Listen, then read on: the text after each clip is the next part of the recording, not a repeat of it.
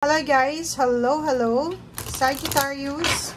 Welcome dito sa aking channel, Sagittarius. Alamin natin kung anong messages, vibration, gabay energy para sa inyong lahat, Sagittarius. I hope na makuha mo yung energy dito guys, okay? So, kung makikita mo dito, parang ang message mo for emotional to. Pero, tingnan mo, related to sa money, okay?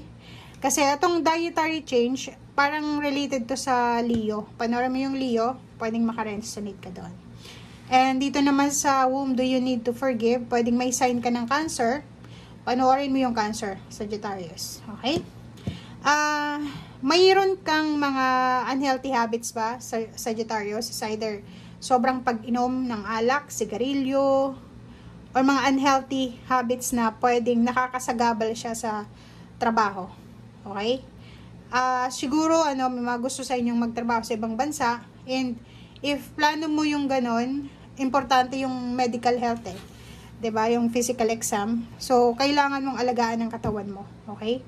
And, health is wealth. So, kailangan mo rin na, para maging responsable ka sa trabaho mo, magawa mo lahat ng task mo, make sure na inaalagaan mo yung katawan mo. Okay? Dito naman, may mga Sagittarius sigurong may mga kinikim-kim na galit sa mga taong hindi ka na pautang, hindi ka na bigyan ng pabor, or doon sa dati mong boss, dati mong ka-business partner, dating katrabaho. So, kailangan mo na daw i-release ang mga old anger na yan or resentment para makahanap ka na ng katahimikan and para yun, peace and harmony, para makuha mo na kung ano yung gusto mong makuha. Kasi minsan, alam mo yung mga kinikim-kim mong galit, or yung mga kinikim-kim yung sama ng loob. Ano yan eh, malas yan eh. Pwedeng yan yung pumipigil, humaharang doon sa success na dapat ay parating sa'yo. Diba, natatakot yung grasya eh. Diba, lalo na doon sa mga taong maraming mga resentment or marami silang kinikim-kim na galit. Okay? Dito sa barahang to, sinasabi na yun, kailangan mong ipakita sa mga tao sa paligid mo na hindi ka tulad ng ibang tao na mahilig magdala ng mga bagahe ng emosyonal. Okay? Like, for example, may mga tao, di ba, na pag hindi pinapautang ng pera, hindi binibigyan ng pabor, nagagalit na. Parang ganun. So, ang klase ng taong ganun is hindi yun maganda. Kasi, mabait lang siya pag may benefits. Pero pag wala na, galit na siya. So, kailangan dito sa your life purpose, sinasabi na dapat, may ipakita mo sa ibang tao na kung ano yung tamang ugali ng isang tao. Mayroon man or wala. Mabigyan man or wala. Nakakaloka. Bakit ganun yung message sa'yo, Sagittarius?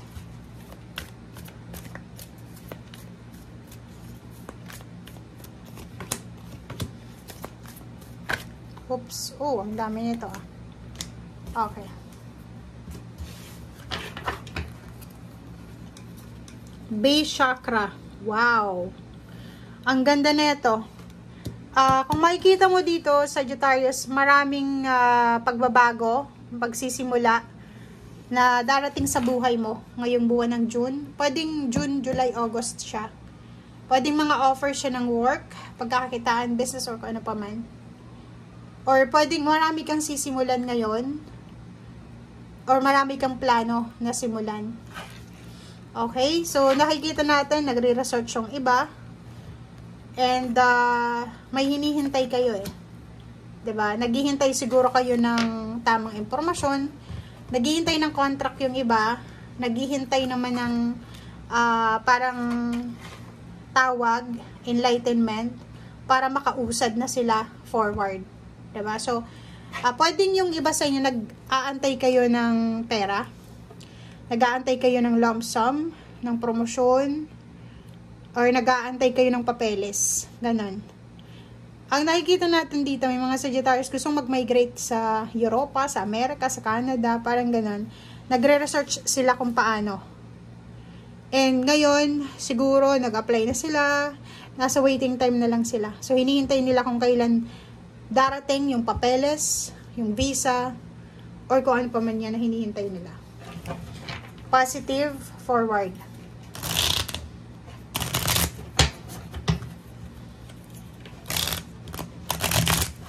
Pwedeng visa yan, pwedeng trabaho, pwedeng permit yan, government permit, kung negosyo yung gusto mo. Kung bibili ka naman ng bahay, parang, or magta-travel, nakikita natin, may hinihintay kayo.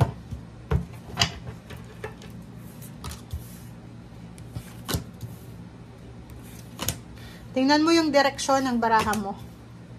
Diba? Moving forward ka na eh. Isa lang yung direksyon, sinusundan mo tong positive movement forward. So, Sagittarius, yun yung focus mo eh. Ang focus mo is yung sun, which is nandito din yung sun. So, ang focus mo is kung saan yung liwanag, kung saan yung solar plexus chakra. Diba? So, ang month ng June 2024 is sobra-sobra yung kagustuhan nyo na mahanap kung saan yung liwanag. Mahanap kung saan yung pwedeng magdala sa inyo ng achievements. Mahanap kung saan kayo mag-i-improve. Mahanap kung saan kayo nababagay. Parang ganun. Sobrang workaholic din ng mga iba sa inyo, Sagittarius, kasi may kailangan kayo eh. Kailangan yung gawin ito, ganyan, ganito. May mga planong pagpapakasal. May planong magpatayo ng bahay. Yun nga, mag-travel. Mayroong occasion to eh. Ang daming okasyon na pwedeng i-celebrate. Positive. Posibleng tungkol to sa anak. Or posibleng tungkol to sa pamilya. Okay.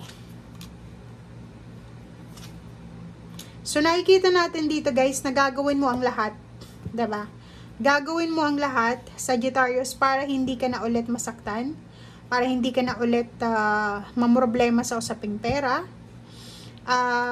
Gagawin mo ang lahat eh. Diba? Napaka-resourceful mo eh. Sobrang workaholic yung iba sa inyo dyan. Araw-gabi nagre-research. Araw-gabi may tinatanong, nag-i-email.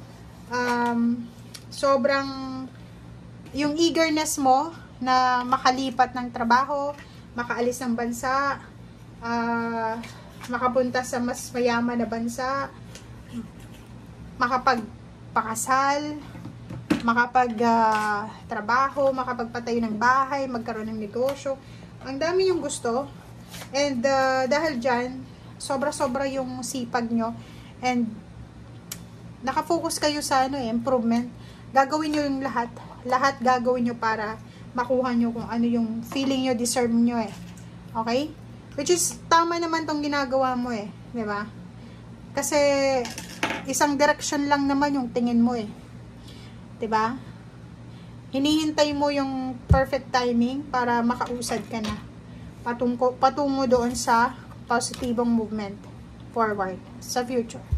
Okay guys, thank you for watching and see you again. Bye!